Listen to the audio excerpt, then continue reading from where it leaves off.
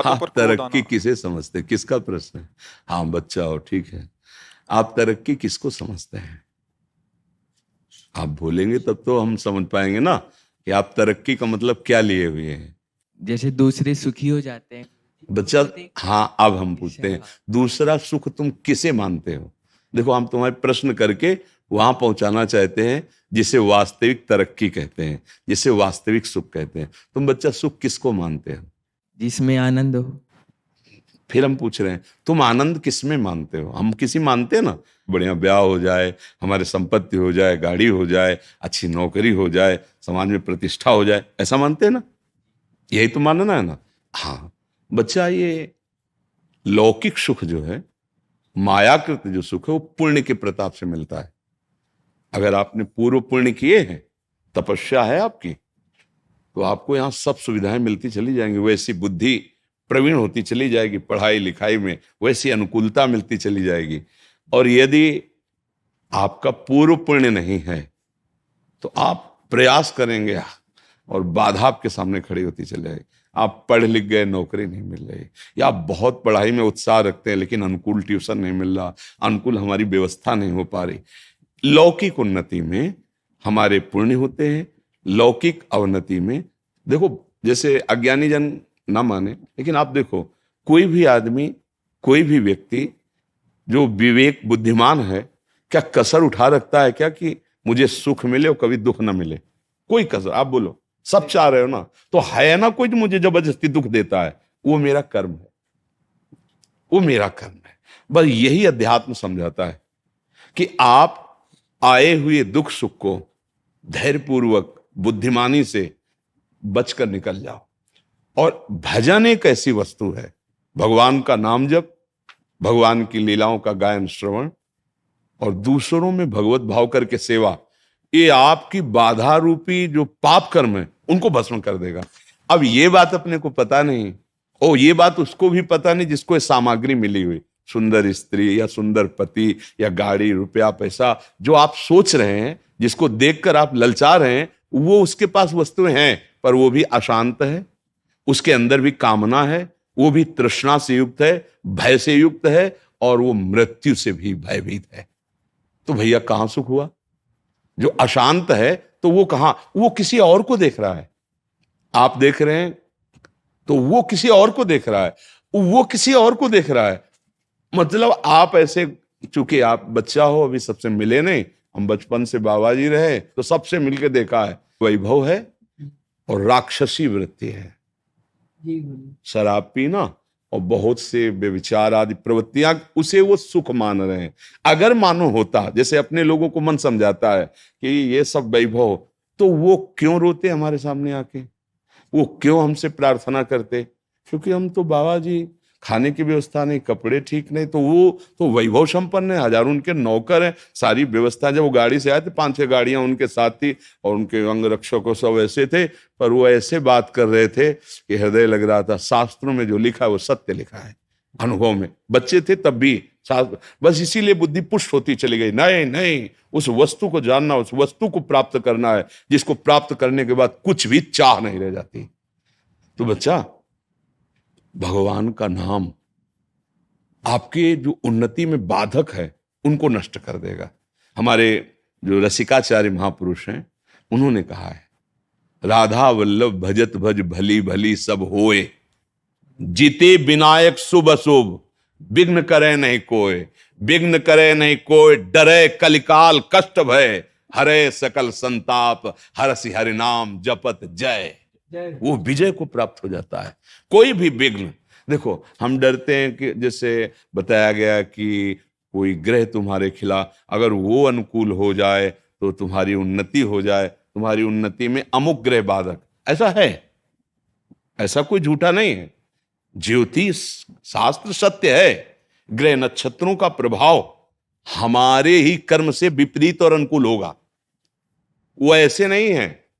देखो, जितने भी ग्रह नक्षत्र हैं, जितने भी लोकपाल हैं, जितने भी काम क्रोध लोभ मोह मद मत्सर आदि हैं, ये भगवान का विभाग है, शासन विभाग। आप अभी कानून के, अभी आप देखो, कानून के अनुकूल चलो ना तो आपका सहयोग करेंगे, और कानून के प्रतिकूल चलो तो वही थप्पड़ मारेंगे, नहीं मारेंगे। तो जितने भी शनिचर ग्रह, शुक्र, जो जो भी है, जिते विनायक शुभ अशुभ, अब आप भगवान की शरण में होकर नाम जप करते हो, धर्म से चलते हो, तो सब उल्टा जगह में बैठे हो, सब उल्टा ग्रह में बैठे हो, फिर भी कुछ नहीं बिगड़ सकता। हाँ, गोस्वामी जी ने कहा है तुलसीदास, जान की नाथ सहाय करें तब कौन बिगाड़ सके नरते रहो। हमारे यहाँ हरिवंश महाप्रभु ने कहा, द्वादश चंद्र कृतस्थल मंगल पूरा पद है, और आखिरी पंक्ति में कहा है, जो पे कृष्ण चरण मन अर्पित तो करी है का नवग्रह रंक। ए बेचारे क्या करेंगे? जब बड़े का आश्रय ले लिया जाता है ना, तो हर जगह से ऐसे होता है, ले होता है। हाँ, अपने आप रास्ते, जीते विनायक शुभ अशुभ, विघ्न करे नहीं कोई, आपकी उन्नति आपके सतमार्ग पर। यह बात समझ कम आती है। अच्छा, आज जो पाप करते सुखी है, तो पूर्व का पुण्य हमारा संयोग कर रहा है, वो स्थायी तो है नहीं। जब खत्म होगा ना पुण्य, तो ये जो नवीन कर्म है और पीछे भी स्टॉक जो हमारा पाप का है, वो दोनों का जहां मिलान हुआ, नष्ट हो जाएगा, चौपट हो जाएगा। बोले क्या? बोले गाड़ी में चल रहे थे, वो जरा सा एक्सीडेंट हुआ, आग लगी, और उसी के अंदर मैं गाड़ी सहित, अब आप विचार करो, नष्ट हो गया ना सब कमाई और सब वैभव सब।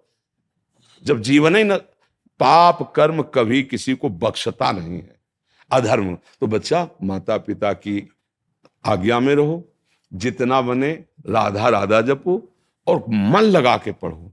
अगर आप ब्रह्मचर्य रहोगे, तो ब्रह्मचर्य में इतनी सामर्थ्य है कि एक बार जो सुन लिया गया, वो जीवन भर याद रहा है।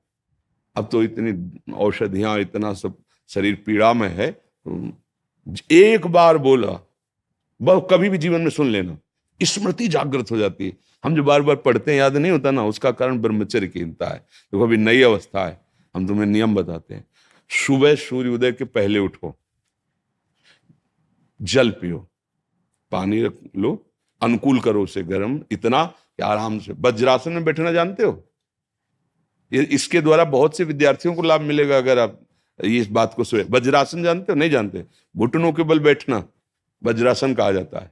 घुटनों के बल जैसे ना बैठते, दोनों पैर घुटनों को, उसमें बैठकर धीरे धीरे राधा राधा नाम जप करते हुए 10 मिनट में जल पियो, आराम आराम। फिर टहलो, शौच स्नान करो, फिर इसके बाद 30 मिनट व्यायाम करो। ये सब सूर्योदय के पहले हो जाना चाहिए। कुछ दंड बैठक, कुछ उछल कूद, आसन, प्राणायाम, व्यायाम, और सात्विक भोजन, सतोगुणी भोजन। ये जो आजकल चला है ना बाजार का पिज्जा बर्गर, ये सब बच्चा, सब ये चीजें अपने लीवर को खराब करने वाली हैं। बहुत आधुनिकता फैल रही ना, ये नहीं नहीं, ऐसा नहीं। सात्विक भोजन जहां तक हो सके सात्विक भोजन पाओ।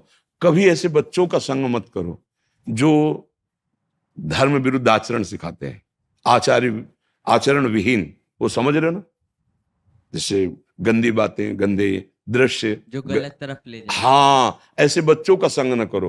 और आजकल वैसे ऐसे मित्र मिलते ही नहीं। हाँ बच्चा, तुम्हारी बात सही। तो देखो, मिलते तो है ही, अगर हमारा तुम्हारा मिलन हुआ तो मित्र तो है ही है ना, शत्रु तो नहीं है ना। तो अगर खोजोगे तो जिल खोजा तिल पाइया, है नहीं? तो सही सलाह मिल रही। तो अब ये भी नहीं कह सकते कि अच्छे मित्र नहीं मिलते, पर अच्छे मित्र बड़े भाग्य से मिलते हैं, और वो बड़े भाग भगवान की कृपा से होती है, और वो कृपा आपके ऊपर है। अब स्नान किया, स्नान के बाद व्यायाम किया, फिर कुछ मिनट बैठ करके, पहले तो था कि भाई संध्या गायत्री जैसा, तो अपने धर्मानुकूल। अब वो अगर मान लो बुद्धि नहीं काम करे, तो राधा राधा राधा राधा राधा, थोड़ी देर प्रभु। माता पिता के माथा रख के प्रणाम करो, ऐसे नहीं। प्रातः काल उठ के रघुनाथा, मात पिता गुरु नाम। और भगवान को, घर में सबके कुछ ना कुछ भगवान के स्वरूप होते हैं, प्रणाम किया। और फिर विद्या को समझो कि आप बहुत बड़ी तपस्या कर रहे हैं। एकांत में बैठकर जो आपका स्वाध्याय है, पूरी तन्मयता से करो। आप देखो बढ़ते हो कि नहीं बढ़ते। शरीर स्वस्थ, संयमी पुरुष, और अपने जो कर्तव्य कर्म को, जैसे आप विद्यार्थी तो आपका वो कर्तव्य, नियमित रूप से आप अपनी दिनचर्या बना लो। आप खुद देखोगे कि जीवन कैसे उन्नति हो। जीवन उन्नति का तात्पर्य सत्य मार्ग में चलना, हृदय आनंदित रहना। वही देशभक्त हो सकता है, वही समुदाय को सुख प्रदान कर सकता है, वही लोगों को तार सकता है। संयम से नहीं है, अपना ही हृदय जल रहा है, तो फिर कोई पद कोई भी वो मंगलदायक नहीं होगा। इसलिए बच्चा, उस उन्नति को मत देखो इस उन्नति को देखो, धर्म पूर्वक चलो। और बिल्कुल हमारी प्रार्थना मान लेना, जब तक पाणी ग्रहण संस्कार ब्याह ना हो तब तक ब्रह्मचर्य पर दृष्टि रखना। और जब ब्याह हो जाए तो भगवान जैसे गृहस्थी के नियम बताए, फिर आप देख लेना, गृहस्थी में भी रहते हुए आप तेजस्वी रहेंगे, आप बलवान रहेंगे, आप एक विवेकवान रहेंगे, आप समुदाय को ऐसे संग बना लेंगे जिससे सबका मंगल हो। हम आचरण विहीन बच्चे होते जा रहे हैं, धर्म विहीन होते जा रहे हैं, माता पिता गुरुजनों का अपमान करते जा रहे हैं, छोटे छोटे बच्चे गंदे नशे कर रहे हैं। अरे अभी तुम्हारा नवीन शरीर है, वो उत्थान को हो रहा है, तुम उसको पतन को ले जा रहे हो। गंदी बातें, गंदे नशे, मतलब स्कूल जा रहे हैं विद्याध्ययन के लिए, विद्या का फल है विनम्रता, वो है ही नहीं। विद्या का फल है दुर्व्यसनों से बचना, और दुर्व्यसन बढ़ा रहे हैं। तो ऐसे बच्चों से, ऐसी आदतों से बचो, भगवान का नाम लो, उनके आश्रित रहो, फिर जो उन्नति होगी चिंता मत करो। अविनाशी के बच्चा हो, अगर उन्नति चाहे तो ऐसी उन्नति होगी कि भगवान के परम पद से बढ़कर परमेष्ठी पद भी ब्रह्मा का नहीं है, वो भक्तों को प्राप्त होता है। सबसे बड़ी उन्नति, ब्रह्मा भी नमस्कार करते हैं भगवान के पद को, परम पद को। ध्रुव जी 5 वर्ष के बालक थे, एक शपथ लगा दी विमाता ने और कहा, अगर पिता की गोद में बैठना है तो मेरे गर्भ से प्रकट हो। और वो सुनीति के गर्भ से प्रकट हुए थे, और जिसने कहा था उसका नाम सुरुचि। रुचि के विरुद्ध हुआ कि हमारे पति के गोद में कैसे बैठ सकता है, उनसे पैदा। वो माता से जाके बोले, माँ ऐसा ऐसा विमाता ने किया। बोले, वो ठीक कह रहे हैं महाराज, तो मुझे अब पत्नी की अदासी भी मानने के लिए, तो तुम जाओ और भगवान नारायण का, भगवान श्री हरि का भजन करो, और जो चाहते हो उनसे मांगो, वो तुम्हें। आज भी बड़े बड़े ऋषि मुनि उस पद की परिक्रमा करते हैं जिसमें ध्रुव जी विराजमान है। ध्रुव जी अटल अटल पदवी, 5 वर्ष के बालक ने वो पदवी प्राप्त की कि सब आज वंदना करते हैं। तो अपने लोग क्या नहीं प्राप्त कर सकते? हाँ, जो ध्रुव जी भगवान के हैं वही हम भी तो हैं, हम अपने सब है ना। हम क्या कर रहे हैं? हम अधर्म, गलत आचरणों में फंसकर ऊंचाई पर चढ़ना चाहते हैं। अगर गंदे आचरण कर रहे हो, अधर्म कर रहे हो, आपकी उन्नति हो रही तो हर्षित मत होना। जैसे होता है ना, किसी को छठ में चढ़ा जाए तो वो सोच रहा है बहुत ऊपर नहीं चढ़ रहे, ऐसी जगह से पटके जाओगे किसी काम के नहीं रहोगे। और धर्म से चल रहे हो, दीपक की तरह प्रकाश हो रहा है, कुल परंपरागत चलता रहेगा। धर्म को बहुत सावधानी से, और हम तुमको धन्यवाद देते हैं कि इतने छोटे बच्चे होकर आप जीवन की उन्नति, मंगल के लिए आप चिंतित हैं। आपको ऐसा ही अपने मित्रों को भी सिखाना चाहिए, जो आपके आजकल मित्र तो बने। ऐसे हैं जी, मेरे 3-4 दोस्त ऐसे हैं जो गलत तरफ ले जाते हैं, नहीं, गलत बस बात करते हैं। दूर रहना, दूर, बहुत बहुत। हम प्रायः कोई ऐसा दिन नहीं जाता जिस दिन ये चर्चा न करें कि हमारी नवीन पीढ़ी अब मर्यादा रहित होती चली जा रही है, और वही नवीन पीढ़ी तो हमारा भविष्य है। अरे भाई, स्कूल में जब पढ़ते थे सब एक ही लाइन में तो बैठते थे, कोई महात्मा बना, कोई डॉक्टर बना, कोई पदाधिकारी बना, वही तो वहीं से तो सब बनते हैं। तो हाँ, इसलिए हमारा भविष्य, हमारे देश का भविष्य, हमारे धर्म का स्वरूप वहीं जागृत होता है। कक्षा 1 से लेकर के, और जो पढ़ाई होती है ना, उसी में सब होते हैं। डॉक्टर, मास्टर और नेता, संत, महात्मा उसी में सब होते हैं। अगर आचरण पवित्र हो गए तो उठे, और आचरण गिर गए तो फिर गिर गए।